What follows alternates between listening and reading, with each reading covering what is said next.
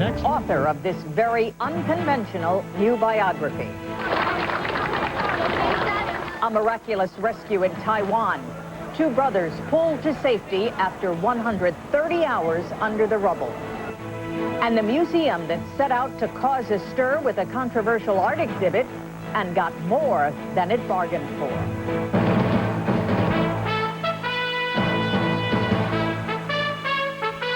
From ABC, this is World News Tonight, Sunday. Good evening, I'm Carol Simpson. America is getting a new and revealing portrait of one of its most popular presidents. The first authorized biography of Ronald Reagan comes out this week. Authorized biographies are usually flattering, but this one is not. The Reagan family is reportedly unhappy with it. So are some presidential scholars who say the author crossed a line by mixing fact with fiction.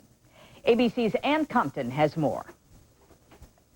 The biographer handpicked to profile Ronald Reagan decided after 7 years of work that the former president was an enigma and a bore. So Edmund Morris turned to fiction to describe Reagan's early years, creating imaginary characters, and he made himself the fictional narrator who admires Reagan in high school. In excerpts of Dutch, to be published tomorrow in Newsweek, Morris writes, "The square-cut youth and I briefly exchanged glances. I had an odd sensation of blueness and blindness. I dropped the candy wrapper I had been holding, and as I reached for it, his wet sleeve brushed my hand." As for controversial new revelations about the Reagan presidency, Morris wrote this about the 1981 assassination attempt. "We had no idea how close the president actually came to dying that afternoon. He traded half his own fresh blood for the staler, cooler contributions of strangers, a major physiological insult from which he would never entirely recover." The assertion by Edmund that this blood was cold and therefore it changed Reagan forever, it's a little hard for me to believe. On the gossipy side, Morris quotes Nancy Reagan as saying, Ronald Reagan married his first wife, actress Jane Wyman, only after Wyman tried to kill herself. The book is getting a bad review from Nancy Reagan, who told ABC's George Will she finds it confusing. She's disappointed. She was looking forward to a biography that would not be uncritical of Ronald Reagan, but that would be in some ways a definitive presentation of the public life and the private man. She feels that that biography remains to be written. Morris defends the fictional elements as an advance in biographical honesty, and the editors at Random House thought it was worth the gamble. I think anybody would agree that it's certainly risky, but it would have been riskier to publish a book that was dull and really not very illuminating. It's been over 10 years since Ronald Reagan left the White House. The publishers can only be hoping that even bad publicity will help rekindle interest. Ann Compton, ABC News, the White House. Turning to news overseas, in Taiwan, relatives of the missing may have new reason for hope tonight. Two brothers were pulled from the rubble alive today, more than 5 days after the earthquake. ABC's Hillary Brown has that story. By any standard, it is an astonishing story of survival. Rescuers were about to pull down what was left of a 12-story building in Taipei when they heard signs of life. Two men were pulled out within minutes of each other. The first was able to stand on his own. His brother was carried out on a stretcher, blindfolded to protect his eyes from the glare of daylight. For 5.5 days, they had kept themselves alive by eating rotten fruit and drinking their own urine. They said they played cards to keep up their spirits. Relatives of people still buried in the rubble crowded around in the hope that their loved ones would be found alive too. There must be more people under there, says this bystander. But there were no other miracles today. Not long after, Taiwan was hit with a strong aftershock that measured 6.8 on the Richter scale. It killed 5 people. More than 2,000 have died already. Relief workers ran for their lives over the wreckage of collapsed buildings. At least 80,000 people have been made homeless by the earthquake that shook the whole island on Tuesday. This weekend, the president of Taiwan signed emergency orders for tents and medical supplies to prevent the outbreak of disease. Tonight, workers kept up their search for survivors, encouraged by the remarkable rescue today. Hillary Brown, ABC News, London. Back in this country, in North Carolina, as flooded regions slowly dry out, the full extent of the disaster is being revealed. And the damage is greater than anyone could have predicted. ABC's Steve Osinsami is there. As the water recedes, new hazards are creating big concerns. Hundreds of washed-out roads, acres of breeding ground for mosquitoes, and piles of garbage that are hotbeds for infectious disease. Authorities are encouraging residents to get tetanus shots. What you see is flood water. Federal administrators today toured the McCoy farm, where there are 4,400 dead swine.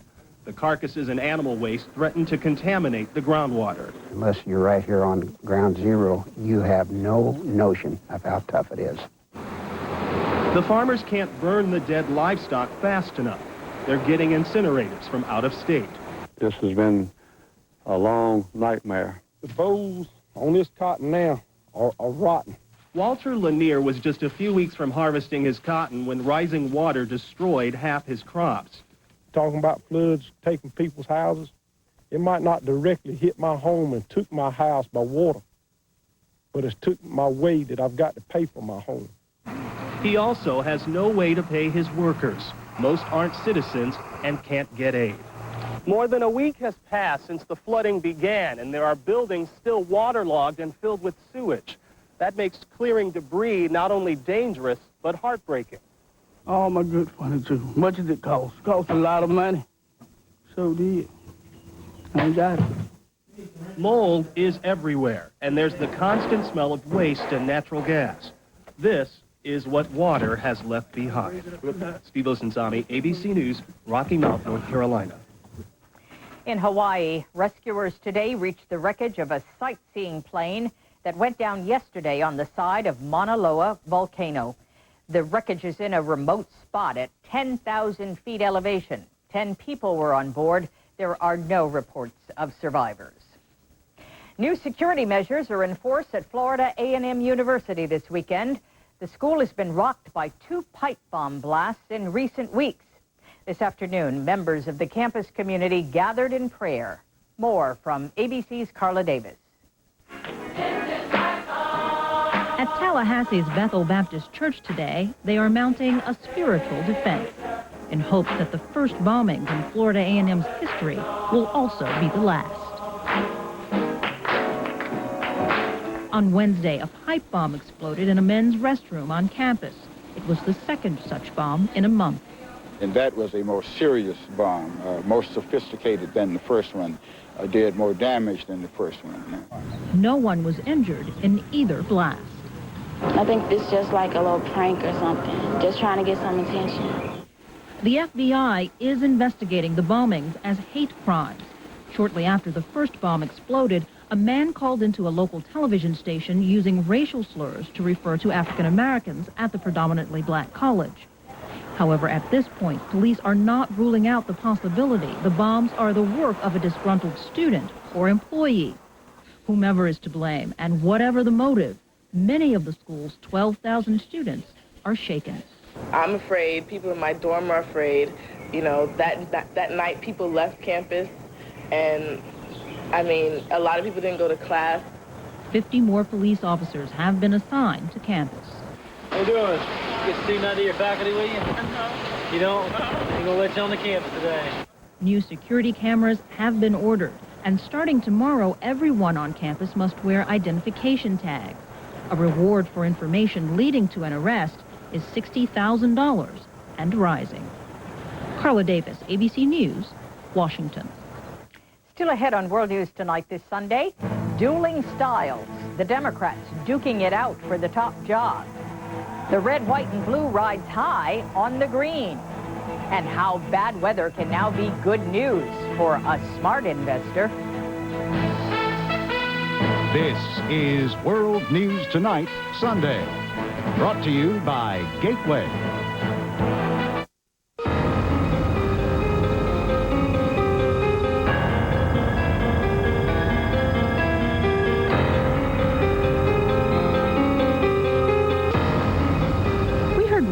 about free computers, but we haven't actually seen one. Not one with a monitor, a year of internet, 24-hour tech support, and a printer. Like a Gateway Essential PC with an Intel Celeron processor. Call us. For $28 a month, it's a PC you can believe in. What if Dr. Frankenstein's experiment had worked? And instead of being ugly and ruthless, the monster was handsome and charming. Would the villagers still have hunted him down? Or would they have invited him in and introduced him to their daughters? Introducing the all-new 2000 Mitsubishi Eclipse, nicely equipped at 17.7. It's alive.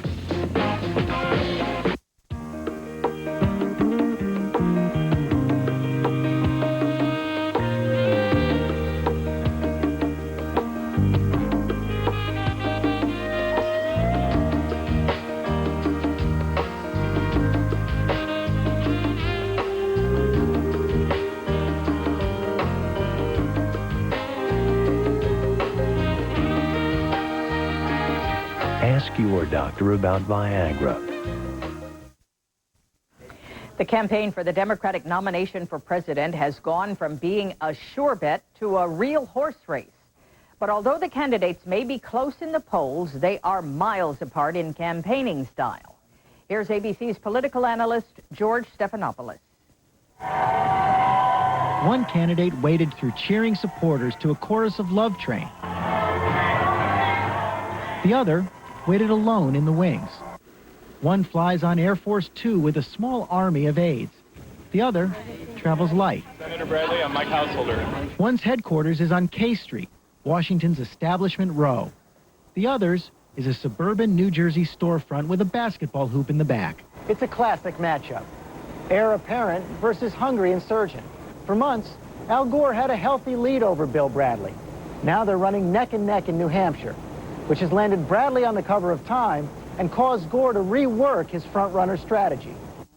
Gore's new slogan, always a Democrat, slyly reminds loyalists that in 1996, Bradley quit the Senate and considered running for president as an independent.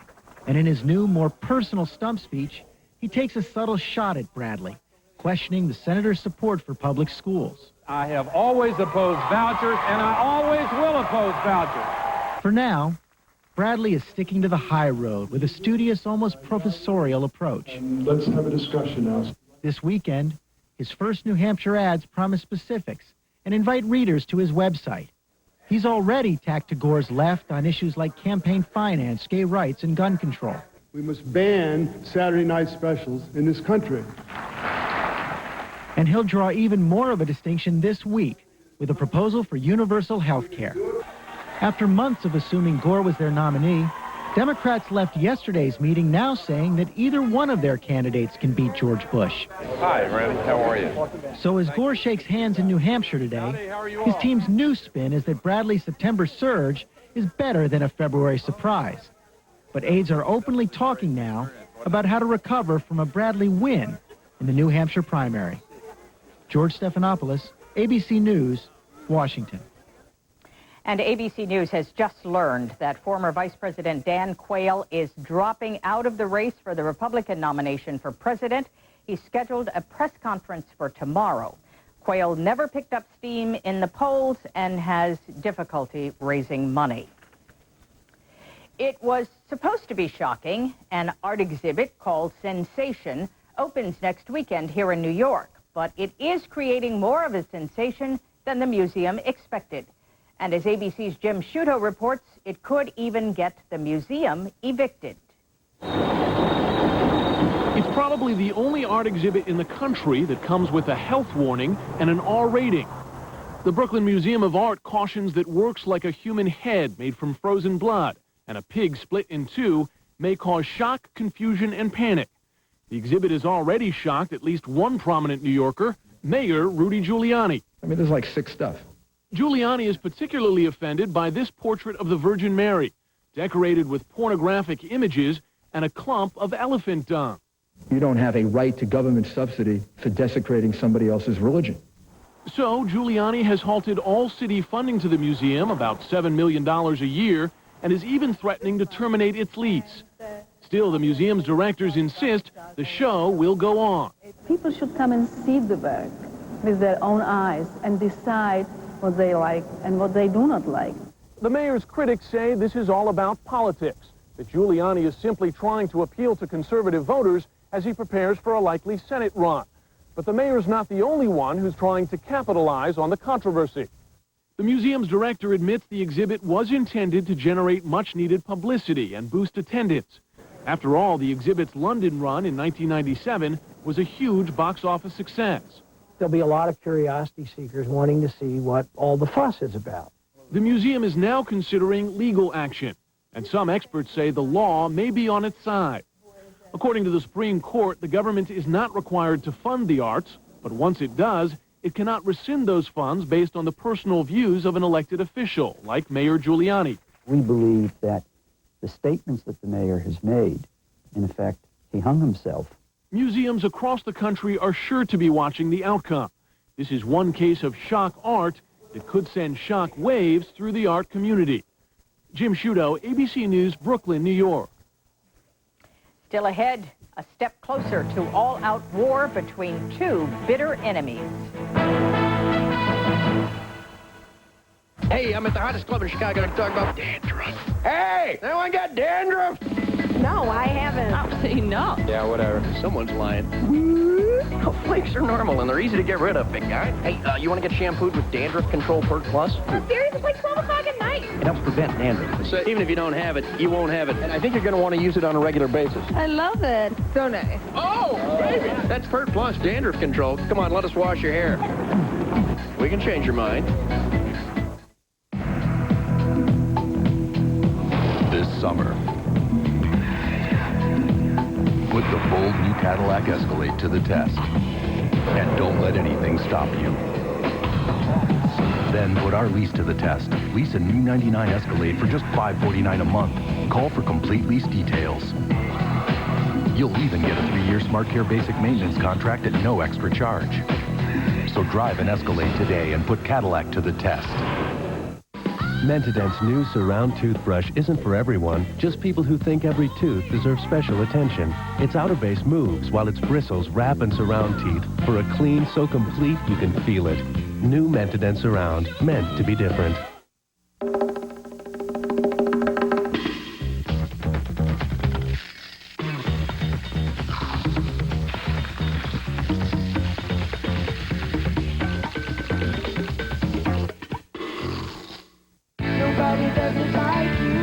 Introducing Freedom of Choice.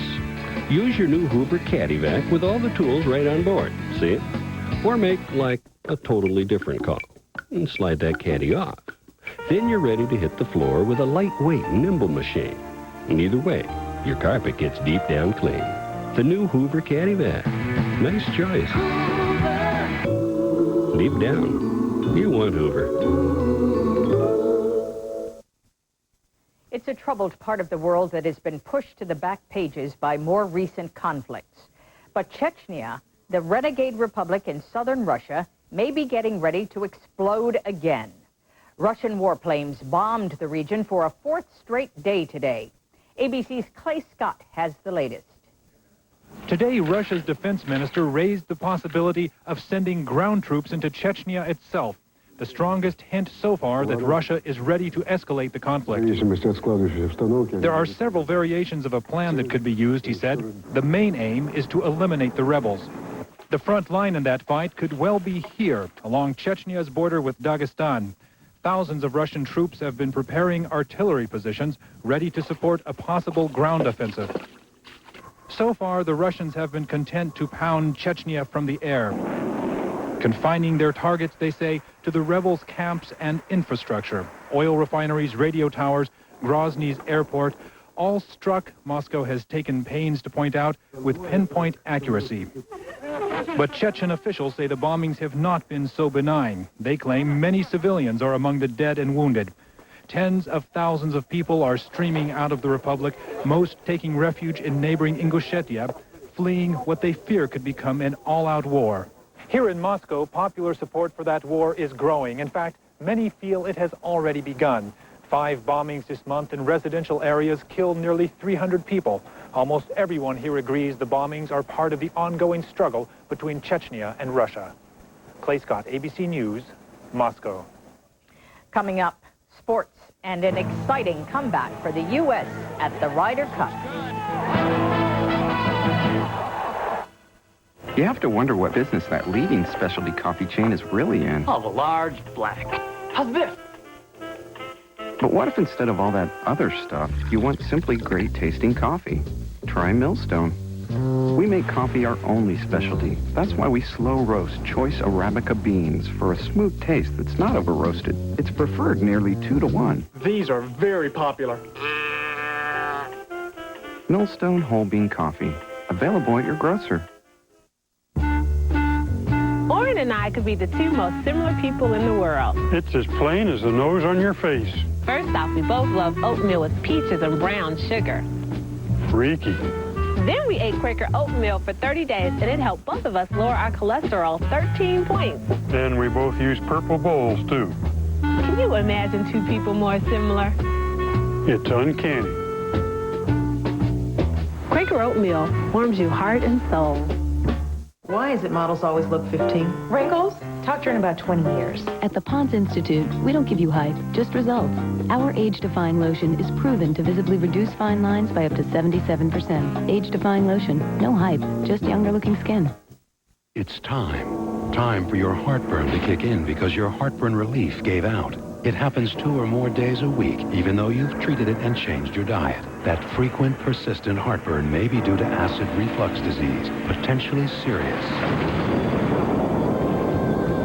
It's Prilosec time. Time to see your doctor about prescription Prilosec. Your results may vary, but for many people, Prilosec provides 24 hours of complete heartburn relief with 1 daily dose.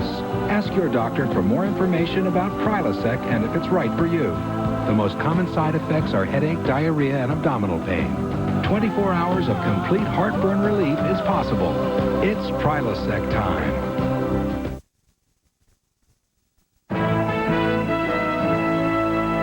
Now let's go to our colleague Dan Patrick at ESPN Sports Center. I want to ask him about the Ryder Cup in Massachusetts. Big deal, Dan? Well, I think it got a little bit bigger after Sunday's action. Week 3 of the NFL coincide with the final day of the Ryder Cup, and the drama begins in Brookline, Massachusetts. On the 17th hole, Justin Leonard, who was 4 holes down with 7 to play, drains the 45-footer, helping the U.S. overcome a big deficit heading into Sunday, giving the Americans the points they needed to win the Cup for the first time since 1993. To the NFL, where the Broncos became the first defending Super Bowl champs to lose their first 3 games in a non-strike year. Tampa Bay beat the Bronx 13-10. In Cincinnati, a little history. Mark McGwire, his 60th home run of the season. This one in the 8th inning, joining Sammy Sosa as the only players to hit 60 homers in a season more than once. One more note, Carol. Kenya's Tegla Larupe broke her own world record in the women's marathon by 4 minutes. She won in Berlin in 2 hours, 20 minutes, and 43 seconds. And Carol, I hope that one day I'll get good enough that I can join you in your studio. I don't know about that, Dan. I'll see you next week. Dan Patrick. Still ahead, a new challenge for investors. Come rain or come shine.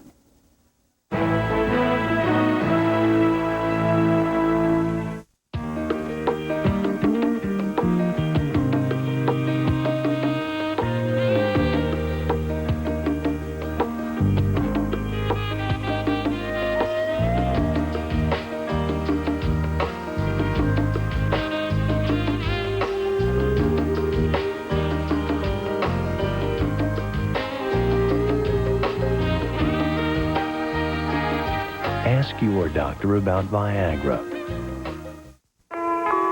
If you had to be stranded on a deserted island with just one other person, who would it be? A boat builder? Or a survival expert? Perhaps a fisherman?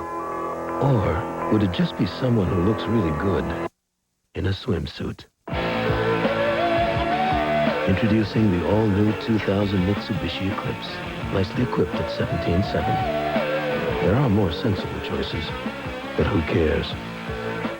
You've dreamed of opening your own place. Now stay healthy and energetic and enjoy it. Give your life a silver lining with Centrum Silver. Its age-essential nutrients may help maintain your immunity and help keep your heart healthy. Give your life a silver lining with Centrum Silver. No, this isn't a jeans commercial. It's about constipation. You're bloated, not yourself. If you're size 10s, feel like 2s. Fibercon has natural fiber action to relieve bloating constipation. I'm myself again. Fibercon. Be regular. Be yourself. ABC Tonight. 2 David Kelly shows, 1 great premiere night. First, Snoops, the new series critics say will be huge. Then The Practice, the winner of 4 Emmys, including Best Drama, is back. Catch Snoops series premiere, followed by The Practice season premiere. ABC Tonight, starting at 9/8 Central. Gotcha.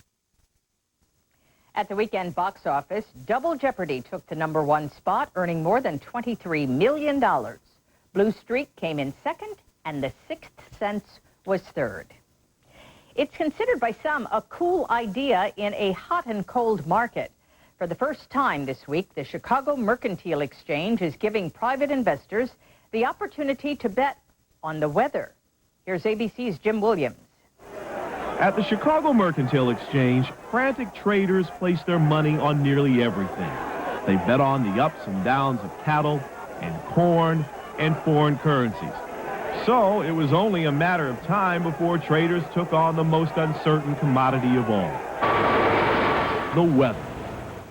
This week, for the first time, individual investors can bet on what the temperatures are going to be in 4 cities: Chicago, Cincinnati, Atlanta, and New York. Anyone willing to put up enough money can do it. You literally can place a trade, meaning take a position on whether it's going to be cold or warm in those locations. Until now, only businesses that depend on the weather have traded weather futures among themselves.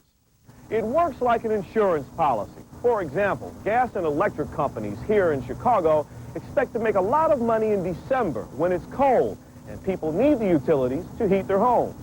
But if it's unseasonably warm, as it was last December in Chicago, utilities won't earn as much as projected. With weather futures, companies bet the weather won't be normal, and that allows them to recover some of the revenue they don't get from consumers. It's a good vehicle for the right sorts of industries, or companies that are affected by weather risk. For people who aren't really directly exposed to weather risk, it's probably not a good vehicle. For individuals, weather futures can be risky, yet many are expected to be drawn to it. And almost everybody understands the weather and has a view on it, so the pool of people available to trade it is certainly enormous.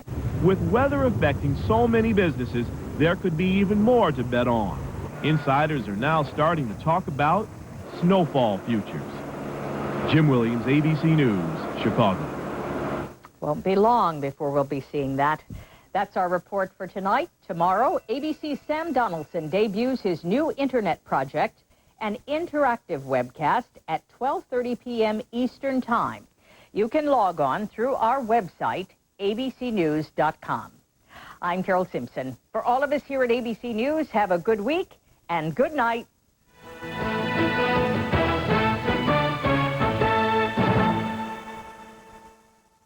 Monday, banks selling personal information without your consent. Who knows what about you? Watch ABC's World News Tonight with Peter Jennings. This has been a presentation of ABC News. More Americans get their news from ABC News than from any other source. Llama, vamos a decir también para que lo entiendan algunos.